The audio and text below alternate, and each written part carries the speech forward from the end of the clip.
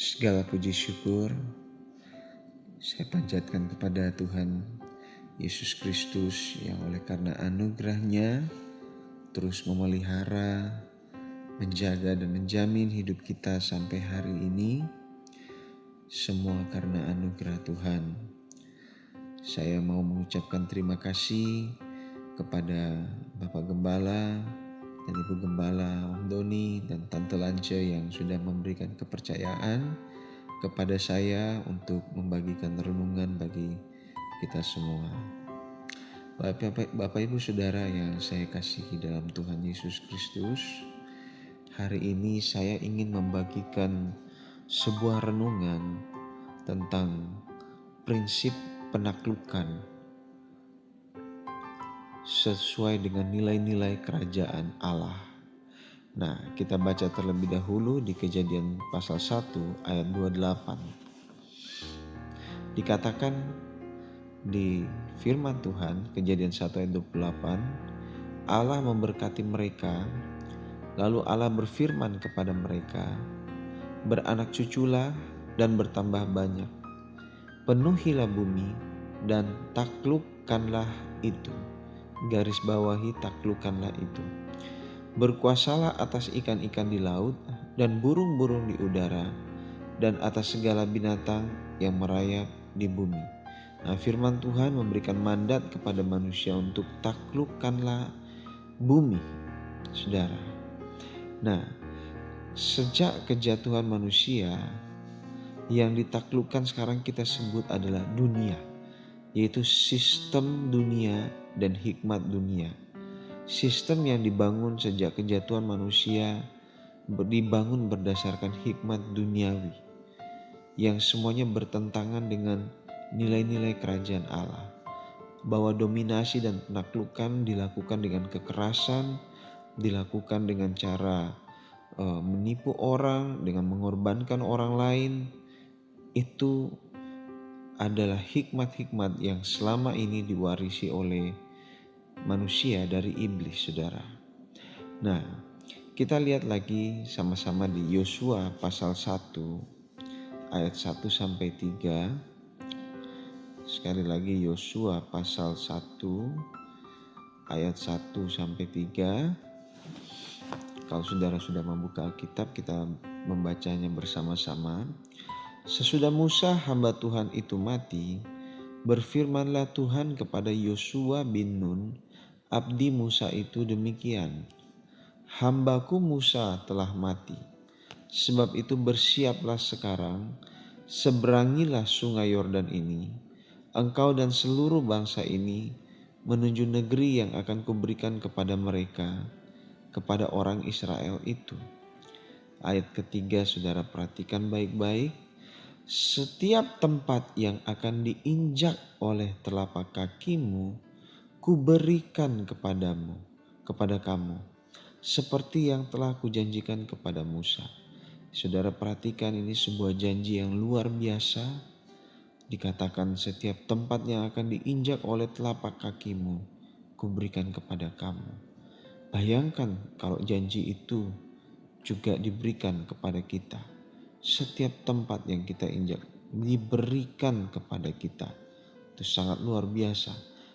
Ada suatu penaklukan di sini, bahwa Yosua diberikan visi, diberikan mandat oleh Tuhan untuk menaklukkan suatu daerah atau sebuah area dan mendeklarasikan Tuhan, meninggikan nama Tuhan pada area-area yang dia taklukkan tersebut, saudara. Nah, sama halnya juga dengan kehidupan kekristenan kita saat ini. Sebenarnya Tuhan memberikan kita visi untuk menaklukkan suatu area dalam hidup kita dan mendeklarasikan Yesus sebagai Tuhan di area tersebut. Kalau saudara melihat sebuah peperangan terjadi, ketika suatu kerajaan dikalahkan, maka kerajaan yang menang itu berhak untuk menegakkan bendera kerajaannya itu, untuk menyatakan bahwa daerah itu sudah menjadi kekuasaan dari kerajaan yang menang tersebut.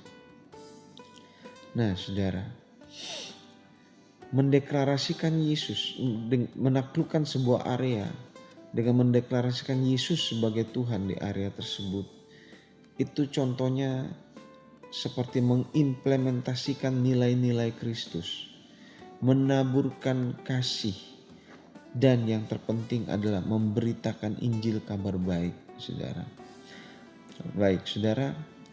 Nah, sekarang saya akan masuk ke inti dari renungan ini, yaitu prinsip daripada penaklukan itu terletak pada suatu sikap yang namanya ketaatan.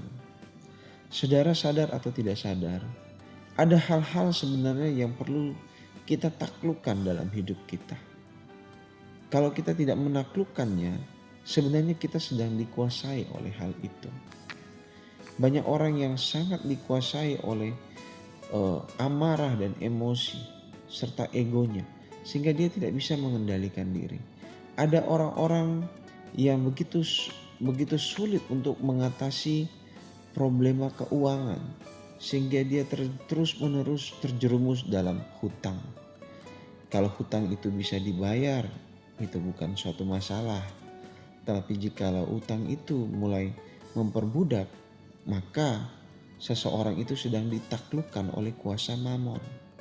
Nah, saudara, kita harus menyadari bahwa kita seharusnya tidak ditaklukkan oleh dunia, oleh sistem dunia ini. Justru sebaliknya, kita berkuasa atas sistem ini.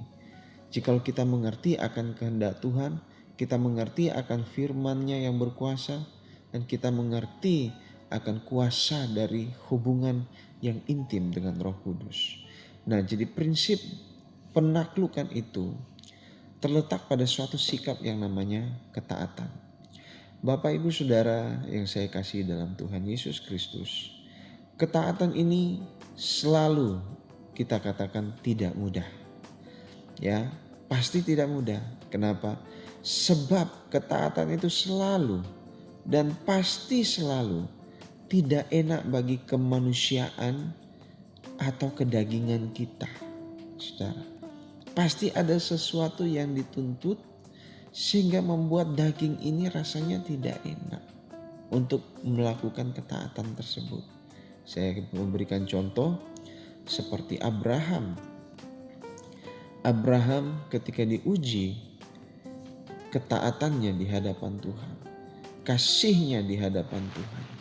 Apa yang Tuhan lakukan? Apa yang Tuhan perintahkan pada Abraham?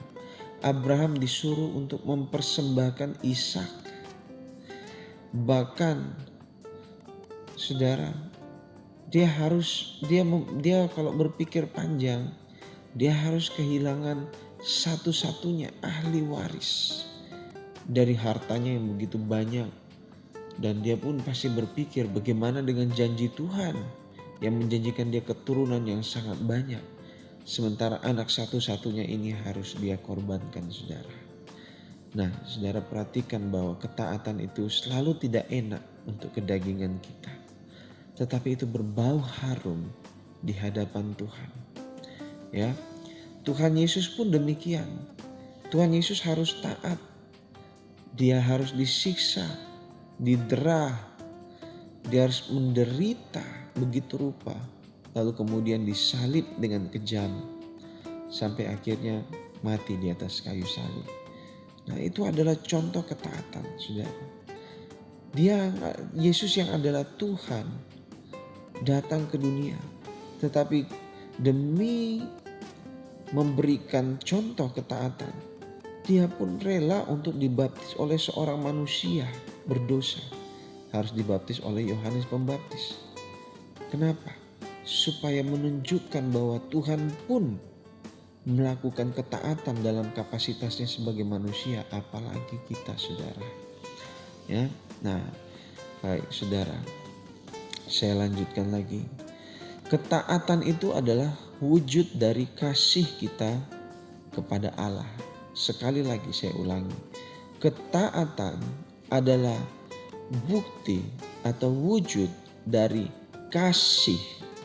Ya, saya tekankan kasih kita kepada Allah. Jadi sebuah ketaatan kalau tanpa didasari oleh kasih, maka ketaatan itu hanya seperti gong yang bergemerincing. Ada bunyinya tetapi tidak ada bobotnya, saudara. Ya, sepertinya dilakukan tetapi di hadapan Tuhan, Tuhan tidak mencium sebuah aroma persembahan di sana. Saudara, ketaatan kita haruslah diwujudkan dari kasih. Ketaatan tanpa kasih tidak akan menghasilkan apa-apa. Dan bahkan tanpa kasih kita tidak mungkin bisa mentaati Allah. Sebab ketaatan yang dituntut itu pasti akan meletakkan kita pada satu posisi yang dilematis. Kalau kita taat berarti kita cinta Tuhan. Tetapi kalau kita mencintai dunia, kita tentu tidak mungkin bisa taat. Saudaraku, mari kita belajar untuk mengasihi Tuhan sehingga kita bisa taat dengan sepenuh hati. Nah, saudara, jadi ketaatan dengan bersungut, dengan menggerutu itu sama dengan tidak taat sama sekali. Jadi sekalipun kita melakukan semua pekerjaan Tuhan, tetapi kalau kita melakukannya dengan bersungut dan menggerutu, sayang sekali kita telah mengalami kerugian. Kita harus lakukan itu dengan hati yang mengasihi Tuhan. Nah, penaklukan itu dimulai sebenarnya, saudaraku. Kita selalu berpikir bahwa yang ditaklukkan itu di luar. Seperti Yosua menaklukkan seluruh bangsa Kanaan, saudara, sebagian besar. Kita melihat mulai dari Yeriko dan sampai ke orang-orang enak di dalamnya, saudara. Lalu kita melihat bahwa Yosua berhasil menaklukkan apa yang ada di tanah Kanaan. Tapi saudara harus perhatikan bahwa yang lebih dahulu ditaklukkan itu bukanlah bangsa Kanaan, tetapi bangsa Israel itu sendiri. Yang pertama kali 40 tahun lamanya diajar untuk tunduk kepada Allah, taat kepada Allah. Itulah kunci daripada penaklukan itu. Ketika mereka akan mengalahkan kota Yeriko, dalam pemikiran manusia harus ada persenjataan perang yang kuat. Harus ada artileri yang berat untuk menembus tembok yang begitu tebal. Harus ada pemanah-pemanah yang hebat untuk bisa melawan tentara-tentara Yeriko. Tetapi ternyata buat Tuhan, Yeriko bukanlah masalahnya. Israel adalah masalahnya. Sebab kalau kita melihat pada penyerangan kedua setelah Yeriko ditaklukkan, yaitu kota Ai. Kota Ai itu jauh lebih kecil daripada Yeriko. Ternyata masalahnya bukan pada kota Ai yang kecil. Sebab jikalau masalahnya hanya pada kota Ai yang kecil, maka bangsa Israel sanggup untuk menaklukkan itu. Sebab mereka sudah sebelumnya berhasil menaklukkan Yeriko. Tetapi ternyata prinsip penaklukan itu dimulai dari masalahnya bukan apa yang ada di luar, tetapi apa yang ada di dalam, yaitu diri kita sendiri. Penaklukan, prinsip daripada penaklukan ini dimulai dengan menaklukkan diri sendiri terlebih dahulu di hadapan Tuhan. Pelajaran apa yang kita dapatkan dari keberhasilan Yosua memimpin bangsa Israel? Yaitu ketaatannya. Ketaatan itu adalah suatu cara untuk menahan diri sendiri dari menggunakan hikmatnya sendiri, dari menggunakan kekuatannya sendiri, dari menggunakan strateginya sendiri. Padahal Yosua sudah melewati begitu banyak peperangan. Bangsa Israel bukan bangsa yang bodoh. Mereka sudah mempelajari banyak hal. Tetapi justru dalam kelebihannya itu Tuhan mengajar untuk pakai cara Tuhan. Demikian juga dengan Gideon. Ada ribuan orang yang mengikuti. Tetapi dia harus belajar taat dan memimpin hanya dengan 300 orang untuk mengalahkan ratusan ribu bangsa Midian, saudara. Nah, jadi saudaraku yang saya kasih dalam Tuhan Yesus Kristus, penaklukan itu dimulai dengan menaklukkan diri sendiri terlebih dahulu di hadapan Tuhan. Ya, tunduklah kepada Allah dan lawanlah iblis, maka ia akan lari daripadamu, kata firman Tuhan. Nah, ketika diri kita sendiri berhasil tunduk kepada Allah, taat kepada Allah dengan penuh kasih, maka masalah-masalah kita pun akan dengan mudah ditaklukkan. Jadi yang terpenting di sini adalah kita taat dulu, saudara. Saya memberikan contoh. Mengatasi masalah keuangan. Masalah ini adalah masalah yang menerpa hampir begitu banyak orang. Kenapa? Sebab dunia hari-hari dari dulu, saudaraku, dunia itu digerakkan dengan uang. Apa-apa uang. Mau makan uang, untuk hidup butuh uang, saudara. Sehingga muncullah motivator-motivator financial freedom atau kebebasan finansial. Bagaimana kamu tidak perlu memikirkan uang lagi, uang bekerja untuk Anda dan segala macam. Tetapi kita buktikan bahwa banyak dari motivator itu sampai hari ini masih kerja rodi dengan menjual video motivasi supaya mereka masih mendapatkan uang. Artinya mereka sendiri tidak bebas dari masalah keuangan. Mereka masih terus harus menjual buku, mereka masih harus terus menjual video motivasi, bikin training senilai 1 juta katanya, yang pada saat dipraktikkan tidak menghasilkan apa-apa. Mohon maaf saudara, saya bukan bermaksud menyinggung motivator, tapi kalau saudara membutuhkan motivasi, firman Tuhan adalah kehidupan lebih daripada kata-kata motivator itu. Nah, kita kembali ke contoh tadi, mengatasi masalah keuangan. Cara mengatasi masalah keuangan bukanlah dengan cara mengejar penghasilan yang lebih besar atau memperbesar penghasilan. Kalau kita mengejar hal itu, kita sama dengan mengejar uang. Itu sama saja dengan memperbudak diri kita kepada uang. Ya, caranya untuk melakukannya adalah dengan taat. Nah, kembali ke firman Tuhan. Taat dan tulus. Apa yang Tuhan katakan? Memberikan perpuluhan. Ini contoh tentang keuangan. Dan saya tahu prinsip ini adalah prinsip kebenaran. Baik saudara percaya atau tidak, ini adalah kebenaran. Perpuluhan adalah cara Tuhan untuk menguji hati kita, sehingga membuktikan bahwa hati kita tidak melekat pada uang. Ketika kita memberikan 10% dari pendapatan kita, itu sakit dirasakan, saudara. Saudara harus jujur, sakit kepada daging saudara. Ketika saudara memberikan, jangan saudara berharap, saya akan mendapatkan 100 kali lipat. Tidak. Ketika saudara memberi perpuluhan, saudara tanamkan dalam hati saudara bahwa ini adalah kasih saya kepada Tuhan, ini adalah cinta saya kepada Tuhan, sehingga saya mentaati firman Tuhan. Hal ini akan membuktikan di hadapan Tuhan bahwa sekalipun dengan penghasilan yang sedikit, hati kita tidak terikat. Hati kita tidak terikat dengan uang, kita tidak menggantungkan kehidupan kita kepada uang. Justru kita menggantungkan hidup kita kepada penyediaan Tuhan. Yang mana Tuhan bisa memberikan apa yang kita butuhkan. Baik lewat orang lain atau baik dengan cara apapun saudara. Dalam bentuk uang atau dalam bentuk yang lain. Tuhan sanggup memelihara kita. Nah, kalau kita hidup di dalam pemeliharaan Tuhan saudara, sebenarnya kita tidak lagi memiliki masalah keuangan.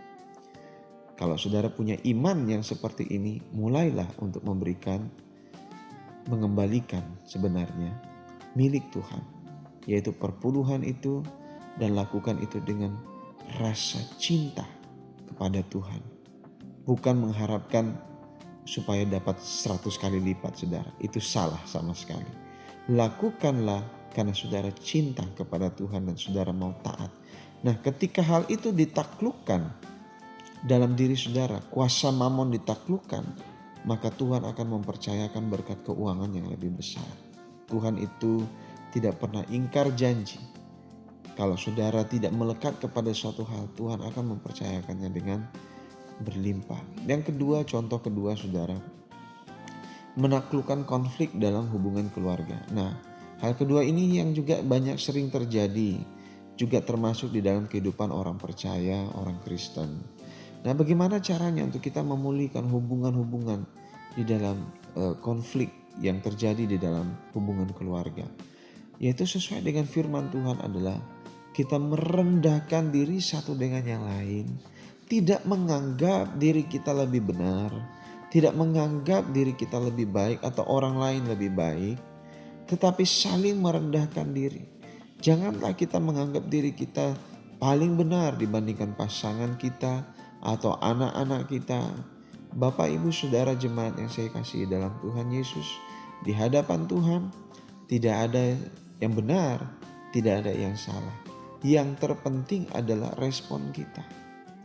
Nah, selain menganggap yang lain itu,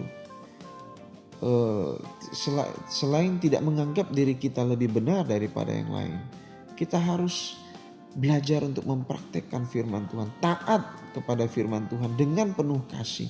Yaitu apa? Saling mengampuni. Tidak perlu menunggu siapa yang lebih dahulu. Yang terpenting di sini bukan soal siapa yang benar atau siapa yang salah. Karena seringkali seorang suami atau seorang istri berkata, dia dong yang harus duluan minta maaf, kan dia yang salah. Saya nggak mau. Mohon maaf Bapak, Ibu, Saudara yang saya kasihi, yang benar bukan saudara.